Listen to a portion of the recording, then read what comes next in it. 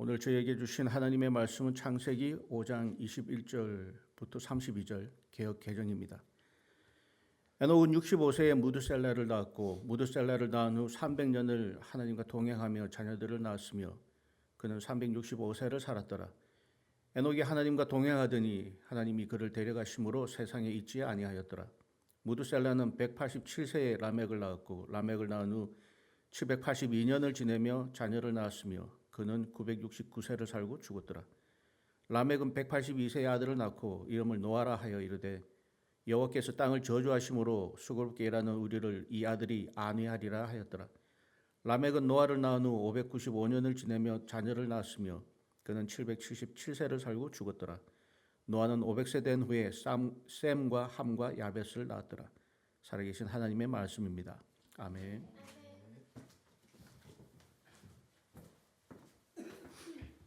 하나님과 동행하는 삶의 여정이라는 제목으로 은혜를 나누겠습니다. 창세기 5장에서 아담에서 셋으로 이어지는 족보를 우리는 살펴봤습니다.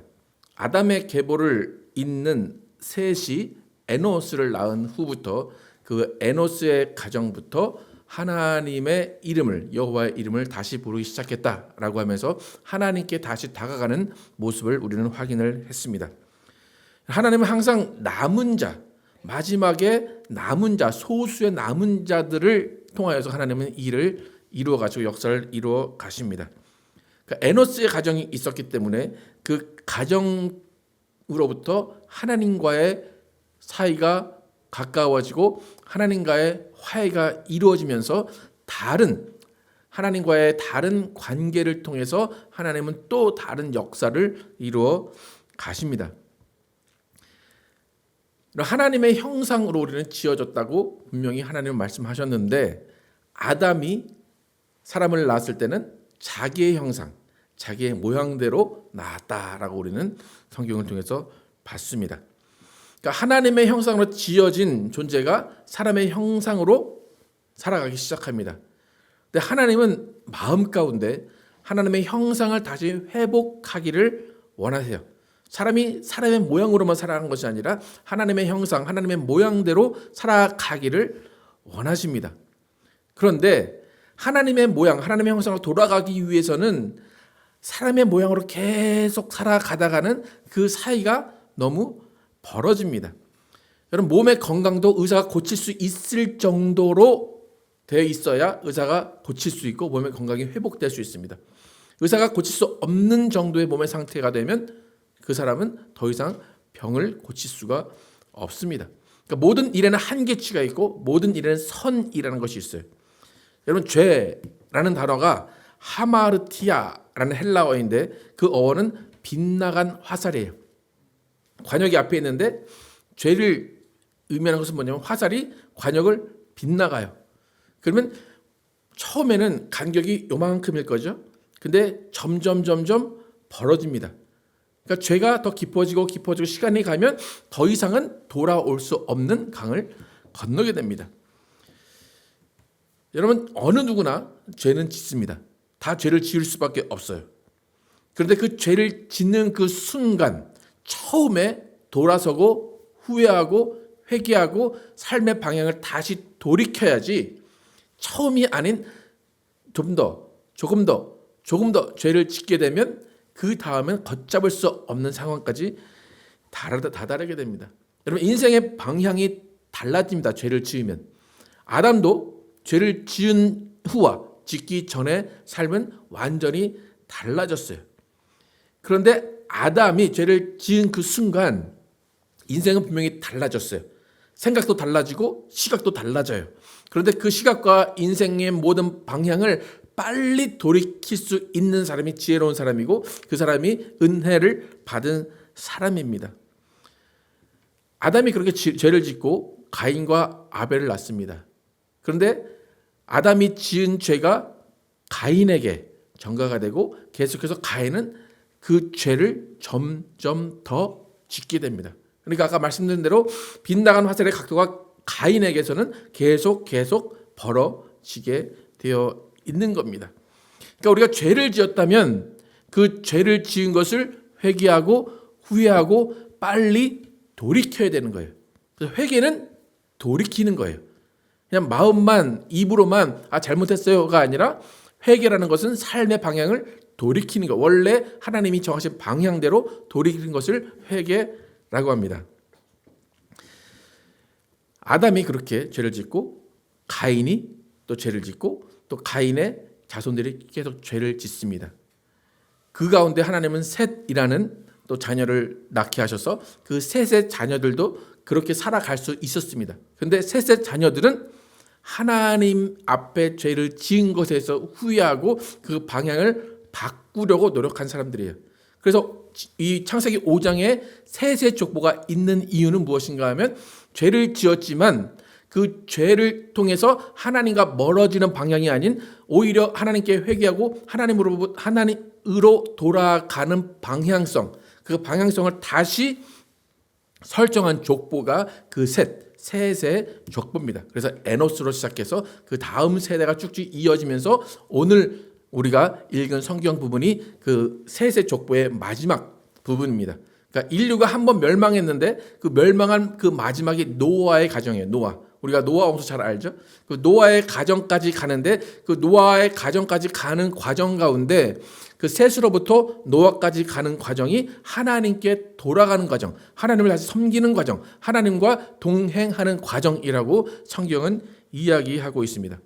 그러니까 죄로 시작했지만 죄로 계속 가서 빗나간 화살의 각도가 아니라 계속 줄여가는 그 인생이 그 셋의 족보입니다. 여러분 원래 인간은 하나님의 형상으로 지어졌어요. 그런데 하나님의 형상을 잃어버렸죠. 본질을 상실했어요. 하나님의 형상이라는 얘기는 뭐냐면 하나님을 닮았다는 거예요. 하나님을 닮았다는 것은 겉모습만이 아니라 생각도 닮았고 하는 행동도 닮았고 하는 모든 것들이 닮았다는 거예요. 그러니까 하나님이 원하시는 삶의 방식 그대로 살아내는 것을 우리는 하나님의 형상, 하나님을 닮았다라고 해요. 그런데 하나님의 형상이라는 것을 다른 말로 뭐라고 얘기하냐면 하나님의 영광이라고 합니다. 하나님의 영광은 무엇인가 하면 하나님의 속성이 인간 안에 들어와서 그 인간 안에서 하나님의 속성이 비춰지는 거예요. 여러분 빛을 거울에 비치면 그 빛은 어딘가로 반사되게 됩니다. 여러분 거울을 보는 이유가 뭡니까? 여러분의 이쁘고 잘생긴 얼굴을 보기 위해서예요. 그러니까 하나님의 영광이라는 것은 뭐냐면 하나님이 우리에게 영광을 보내주세요. 그 보내주신 그 영광을 하나님께 다시 돌려보내는 거예요.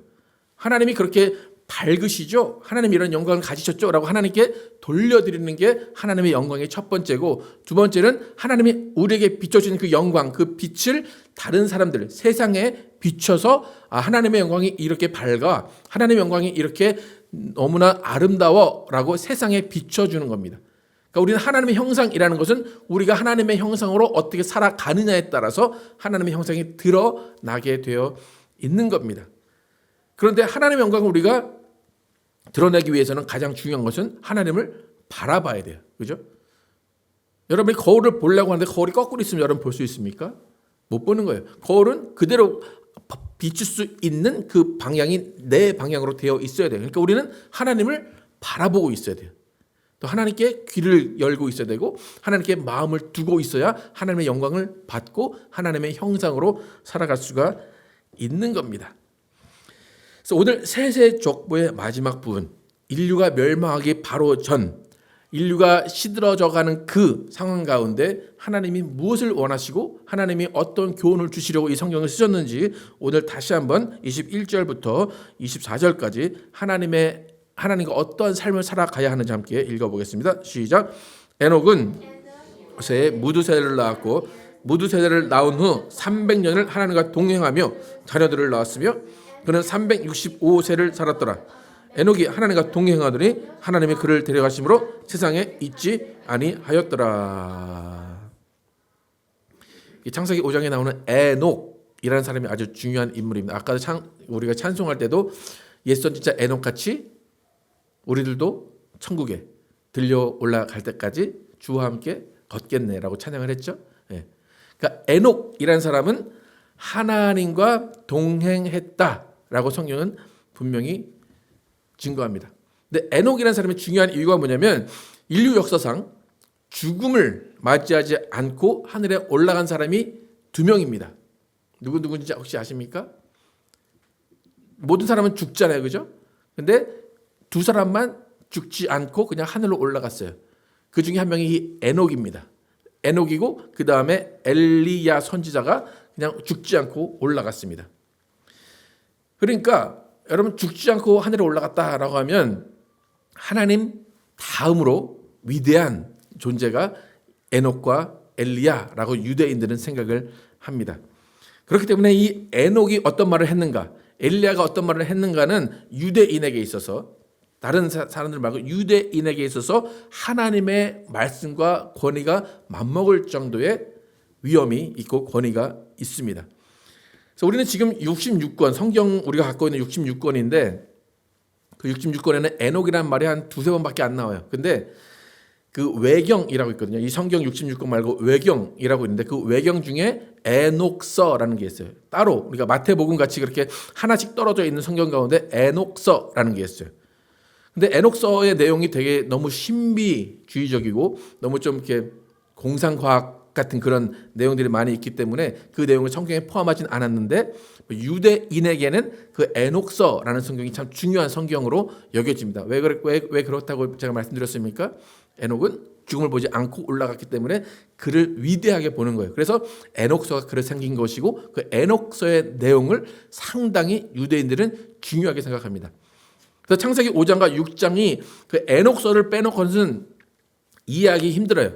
그러니까 여러분, 에녹서라는 것이 있다는 것을 기억하시고 오늘 설교랑 다음 주 설교를 들어주셔야 됩니다. 근데 창세기의 저자가 이 에녹을 분명히 알고 있었어요. 그 에녹을 굉장히 중요한 인물로 보고 에녹의 삶을 굉장히 중요한 삶으로 여겼습니다. 그런데 창세기 저자가 이야기한 에녹의 삶의 가장 중요한 점은 하나님과 동행하였다라는 거예요. 하나님과 동행한 삶, 여러분 어떤 삶 같습니까? 어떻게 살았길래 하나님과 동행했다라고 할까요? 여러분 좀 생각을 해보셨습니까? 하나님과 동행하려면 여러분 어떻게 살아야 될 것 같아요? 오늘부터 여러분 하나님과 동행하십시오 라고 하면 여러분 어떤 마음을 갖고 어떻게 살아갈 겁니까? 뭔가 지금이랑은 달라야 될 것 같다라고 생각을 하죠. 뭔가 하나님과 동행하니까 뭔가 교회를 더 나가야 될 것 같고 또 하나님의 일을 더 열심히 해야 될 것 같고 뭔가 죽어야 될 것 같고 뭐 선교사로 가서 무슨 내 인생을 다 선교사로 바쳐야 될 것 같은 그런 생각을 분명히 하게 됩니다. 그런데 이 에녹, 성경에 나와 있는 이 에녹의 삶을 보면 아까 뭐라 그래요? 이가 65세에 아들을 낳고 그 다음에 300년 동안 자녀를 낳으며 살았더라. 그게 에녹의 하나님과 동행한 삶이에요. 그리고 오늘 그 족보를 쭉 읽었는데 계속해서 누가 누구를 낳고 누가 누구를 낳으며 자녀를 낳았더라. 자녀를 낳았더라. 여러분, 자녀를 낳은 게 중요한 이유는 뭘까요? 하나님이 아담을 창조하시고 하신 말이 한마디 뭐예요? 너는 생육하고 번성하라, 땅에 충만하라. 그러니까 사람이 창조를 받으면서 하나님께 받은 유일한 명령은 뭐예요? 생육하고 번성하라, 땅에 충만하라. 그러니까 하나님의 말씀을 가장 잘 알아듣고 하나님의 말씀을 가장 잘 지킨 사람은 뭐 한 사람이에요? 생육하고 번성하고 땅에 충만하게 한 사람이. 그러니까 만약에 지금 우리가 하는 말대로 이 세상에서 그러니까 이때에 창세기 이때에 하나님께 가장 칭찬을 받고 하나님이 가장 기뻐하시고 하나님이 가장 상을 많이 줄 사람은 어떤 사람이에요? 자식을 많이 낳은 사람이 1등이에요. 그죠? 네. 그러니까 이들의 삶의 목적은 하나님이 생육하고 번성하고 땅에 충만하라는 목적을 주셨기 때문에 그것을 이루는 것이 그들의 가장 큰 인생의 목적이고 가장 하나님이 기뻐하시는 인생을 사는 겁니다. 근데 에녹이 하나님이 기뻐하셨다라고 하면 그 중에도 하나님이 기뻐하실 만큼 자녀를 많이 낳았을 가능성이 많습니다. 또 이 에녹에 대해서 또 유일하게 그 신약에서도 이야기하고 있는데 신약의 구약이라고 불리는 히브리서에서 에녹에 대해서 어떻게 증거하는지 보겠습니다. 히브리서 11장 5절 시작. 믿음으로 에녹은 죽음을 보지 않고 옮겨졌으니 하나님이 그를 옮기심으로 다시 보이지 아니하였느니라. 그는 옮겨지기 전에 하나님을 기쁘시게 하는 자라 증거를 받았느니라. 그 믿음이 탁월했고 하나님이 그를 기뻐하셨다라고 그래요. 그러니까 그의 인생을 하나님이 기쁘시게 보셨다는 겁니다. 그러니까 여러분 하나님을 기쁘시게 하는 인생을 살고 싶죠, 그죠? 다 마찬가지죠. 마음은 다 있죠. 근데 어떻게 해야 될까? 잘 모르시겠죠, 그죠? 하나님이 뭘 하라고 하면 하나님께 어떻게 하면 하나님이 기뻐하실까요? 하나님 기뻐하는 거 말고 부모님을 기쁘시게 하려면 어떻게 해야 된다고 배우셨고 어떻게 하셨습니까, 여러분? 부모님이 어떻게 하면 가장 기뻐하실 것 같아요, 여러분이?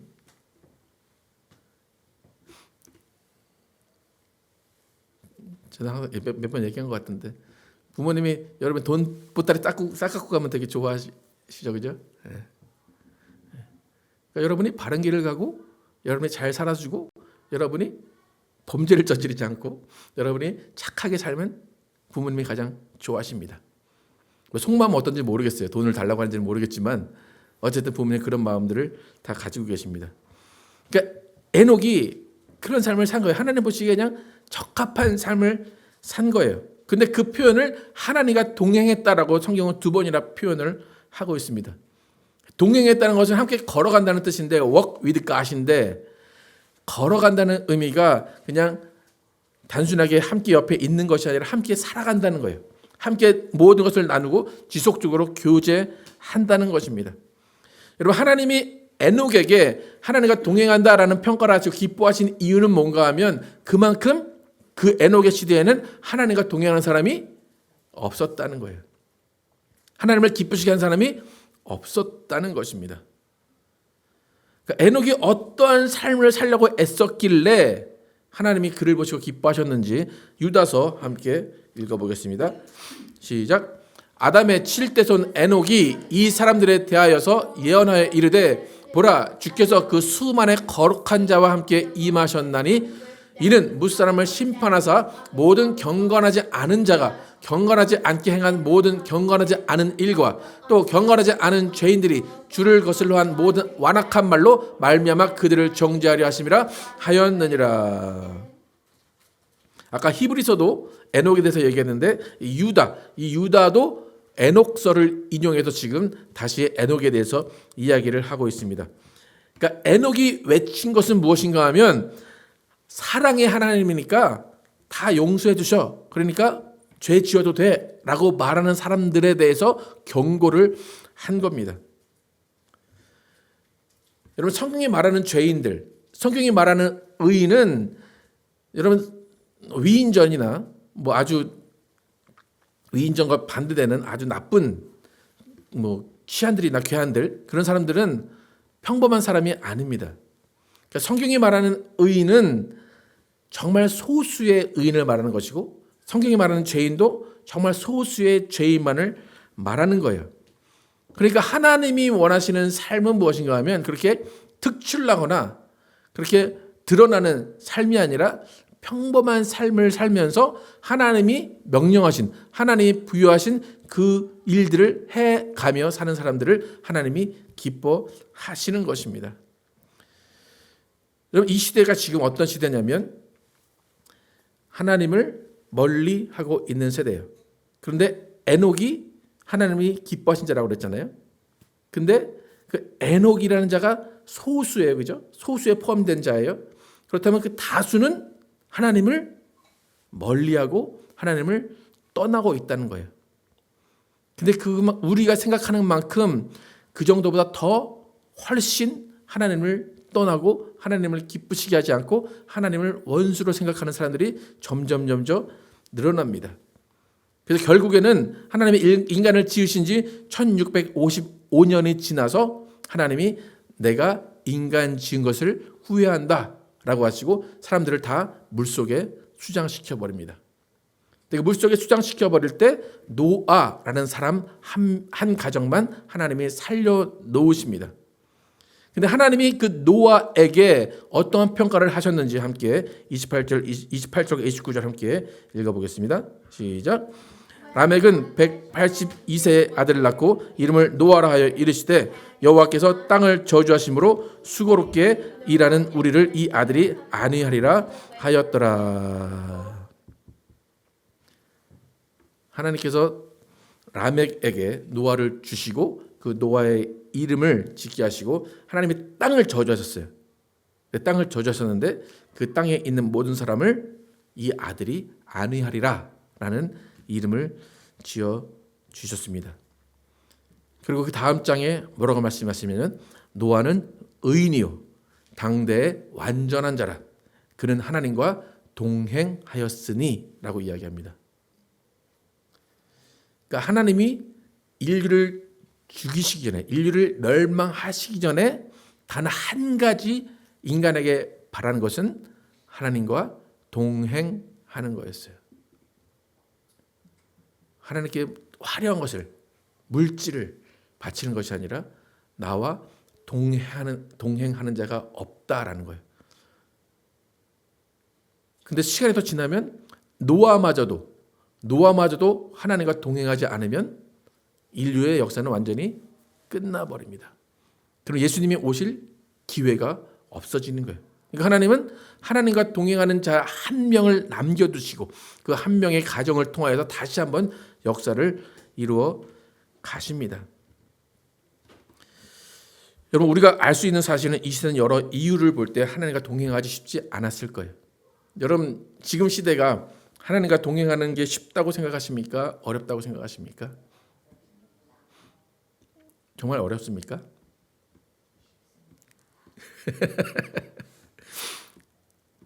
하나님과 동행하는 게 진짜 어렵습니까? 쉬울 것 같습니까? 여러분 생각을 해보세요.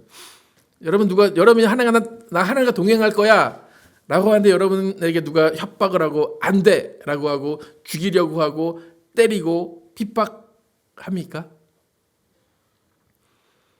여러분이 하나님과 동행한다 라고 하는 것을 실천하려면 마음만 먹으면 돼요, 사실. 그죠? 누가 옆에서 뭐라고 하지도 않고 방해하는 사람도 없고 어떤 물리적인 힘을 여러분에게 가하지 않습니다. 그래서 과연 여러분은 자신 있게 나는 하나님과 동행하고 있어 라고 말할 수 있으십니까? 어떻습니까? 여러분 우리는 하나님과 동행하기 쉬운 세대를 살고 있어요. 그런데 우리는 왜 하나님과 동행하고 있지 않은 것 같다라고 나를 자책하게 될까요? 그 이유는 뭘까요? 하나님과 동행하는 게 상당히 차원이 높다고 생각을 하기 때문이에요. 그죠? 여러분 독립운동을 3일 운동을 한 사람들 있잖아요. 독립운동을 한 게 어려웠을까 쉬웠을까요? 어려웠겠죠? 우리는 유관순 누나나 그런 사람들만 생각을 하죠. 근데 보통 사람들은 독립운동을 안 했을까요? 했어요. 근데 몇 명만 드러난 것뿐이에요. 그러니까 여러분 제가 여러분에게 여러분 하나님과 동행하십니까? 라고 물어봤잖아요. 근데 여러분 왜 저한테 자신 있게 대답을 안 하십니까? 난 동행해. 왜 제가 뭐라고 하니까 말을 확 바꾸십니까? 제가 여러분에게 오늘 말씀드리려고 하는 것은 여러분이 동행하고 있지 않습니다를 말하고 싶은 걸까요? 아니면 여러분은 동행하고 있다는 것을 말하고 싶은 걸까요? 예. 네. 그 이유가 뭐냐면 여러분 이 시대에 에녹의 시대는 하나님과 동행하는 게 어려워요. 왜냐하면 하나님이 그들을 이미 저주하셨기 때문에 땅을 저주했기 때문에 그리고 하나님의 영이 그들과 함께 있지 않기 때문에 성령이 그들과 함께 있지 않기 때문에 그들은 하나님과 동행하기 힘들어요. 근데 지금 우리가 사는 시대는 뭡니까? 이미 예수님이 오셨어요. 하나님의 땅을 저주하지 않으세요. 이미 성령이 우리 안에 오셨어요. 그렇다면 우리는 너무나 쉽게 하나님과 동행을 할 수 있다는 겁니다. 우리는 하나님과 동행을 하고 있고 동행할 수 있어요. 그런데 에녹의 시대와 지금의 시대의 차이가 뭐냐면 너무나 하나님을 쉽게 믿고 있고 너무나 하나님을 가까이 할 수 있기 때문에 내가 경건하다고 착각하는 거예요. 핍박하는 자들이 없기 때문에 내 신앙이 너무 좋고 내 신앙이 훌륭하다고 착각하는 거예요. 그러니까 에녹의 시대에 하나님과 동행하는 것과 지금의 시대에 하나님과 동행하는 것이 무엇이 다른가 하면 오히려 우리 안에는 나는 하나님을 너무나 잘 믿고 있어. 나는 하나님과 너무나 관계가 좋아라는 교만이 싹트기 더 쉬운 때입니다. 그러니까 종교적인 교만이 오히려 하나님과의 동행을 방해하는 때가 지금의 때입니다. 여러분, 하나님과 동행을 했던 에녹과 노아의 삶을 보면 절대로 자기 만족에 넘쳐 있지 않습니다. 오히려 주어진 자신의 삶을 보면 나는 소외된 자라고 생각을 합니다. 에녹과 노아의 인생 가운데 가인의 자손들은 너무나 잘 되잖아요. 너무나 화려하게 살고 기술이 발달하고. 그런데 그 셋의 자손으로 쭉 내려오는 에녹과 노아의 삶은 아무것도 없는 삶이에요. 땅이 무엇을 내주지도 않아요. 그러니까 아까 그 노아의 아버지가 뭐라고 그래요? 하나님이 땅을 저주하셔서 고생하는 이들을 위로할 자가 노아다라고 하잖아요. 예. 그러니까 저는 이 글을 읽으면서 어떻게 생각했냐면 이들이 참 너무나 고생을 해서 그렇잖아요. 많이 고생하면 차라리 뭐 하고 싶다? 죽고 싶다 그러잖아요. 오히려 그것을 바랄 만큼 너무나 힘든 삶을 살지 않았나라고 생각이 들어요. 근데 그 상황 가운데 노아가 나왔어요. 하나님과 동행하는 사람이 나왔습니다. 여러분, 이들 에녹과 노아의 삶은 내가 고생하고 가족이 고생하는 거 보면서 하나님이 그 가족을 지켜주지 않으시면 살아갈 수 없다라는 고백을 하는 그 가족들의 상황입니다. 여러분, 하나님이 기뻐하시는 믿음과 인생은 에녹이 65세에 무두셀라를 낳고 300년 동안 자녀를 낳으며 하나님과 동행했듯이 자기의 길을 가면서 하나님과 친밀한 교제를 나누는 것이 하나님과 동행하는 삶입니다. 여러분, 제가 아까 질문했듯이 여러분 하나님과 동행하십니까? 라고 할 때 뭔가 내가 하나님께 드릴 것이 없고 내놓을 것이 없고 뭔가 자랑할 것이 없어서 나는 하나님과 동행하지 않았어 라고 하시면 안 됩니다. 여러분 인생 가운데 하나님이 명령하셨다고 생각하는 것을 이루셨다면 그것이 하나님의 명령을 이루고 하나님과 동행한 삶을 사는 겁니다. 여러분, 뭔가 영웅이 되려고 하지 마시기를 축복합니다. 뭔가 세상을 바꾸려고 하지 마시기를 축복합니다. 여러분의 꿈을 제가 짓밟나요? 네. 하나님 바라시는 것은 단 한 가지라고 그랬죠. 영웅이 되거나 성공의 모습을 보이는 것이 아니라 서로 미워하지 않고 서로 사랑하며 가진 것들을 나누어주며 사는 것. 그것이 하나님이 기뻐하시는 것이고 그 인생이 하나님과 동행하는 인생입니다. 저는 이제 우리 교회 모습을 보면서 이렇게 어떨 것 같아요? 한숨이 나올 것 같아요? 기뻐할 것 같아요? 이런데 기뻐할 것 같아요? 예. 저는 우리 교회 모습 참 아름다워요. 예. 뭐 다른 교회 몇백 명, 몇천 명 되는 교회도 많이 있지만 부럽지 않아요. 저는 화려한 건물을 꿈꾸지도 않았고 엄청난 숫자를 바라지도 않았고 유명한 목사가 되는 것도 꿈꾸지 않았습니다. 그저 서로 미워하지 않고 어려운 일 있을 때 챙겨주고 드러내고 섬기는 것이 아니라 드러내지 않고 섬기며 뒤에서 묵묵히 서로 섬기는 교회, 그것이 동행을 이루는 교회라고 생각을 합니다. 동행이라는 것은 마음이 맞지 않으면 할 수가 없어요. 또 서로 맞춰가지 않으면 할 수가 없습니다. 옛날에 초코파이 광고 중에 기억나시는 광고 노래가 있습니까? 말하지 않아도 알아요? 몰라요? 네. 세대가 좀 다르네요. 네. 거기 광고 문구 중에 뭐냐면 말하지 않아도 알아요. 눈빛만 보아도 알아요. 그냥 바라보면 마음속에 있다는 걸. 초코파이 정이라는 그런 문구입니다. 여러분, 동행이라는 것은 말하지 않아도 아는 거예요. 식구들이 다 그렇잖아요. 제가 뭘 원하는구나, 제가 힘들거나 제가 피곤하거나 다 아는 거예요. 여러분, 25년 마지막 주일입니다. 제가 여러분에게 감사한 것은 올해도 싸우지 않고 다투지 않고 억지 부리지 않고 나만 챙겨줘 하지 않고 서로 함께 나누어 주심을 너무나 감사를 드립니다. 이런 교회가 없다니까요, 여러분. 못 믿으시면 아무 데나 가보세요. 뭐 그냥 지나가다 한 교회에서 들어가서 보세요. 싸우지 않는 교회가 있나? 미워하지 않는 교회가 있나? 아니 있어요. 많아요. 그런 일이 벌어지고 있다는 게 문제인 거예요. 우리가 이제 건축을 하고 있는데 건축이 돼서 편하게 모이고 편하게 나누면 더 좋겠지만 사실 그게 더 중요한 것이 아닙니다. 여러분 2025년 여러분의 삶 가운데 내가 하나님과 동행했는가를 돌아보실 때 내가 아내의 자리에 있었는가, 내가 남편의 자리에 있었는가, 내가 자녀의 자리에 있었는가, 내가 할아버지, 할머니로서 내 자리를 잘 지키고 있었는가, 그것을 생각하시면 여러분 자랑스럽게 나는 하나님과 동행했구나라고 감사할 수가 있는 겁니다. 하나님도 여러분이 그 인생의 목적과 그 인생의 일들을 잘 감당하신 그 모습을 보시고 하나님은 여러분의 인생을 보시고 기뻐하셨을 것입니다.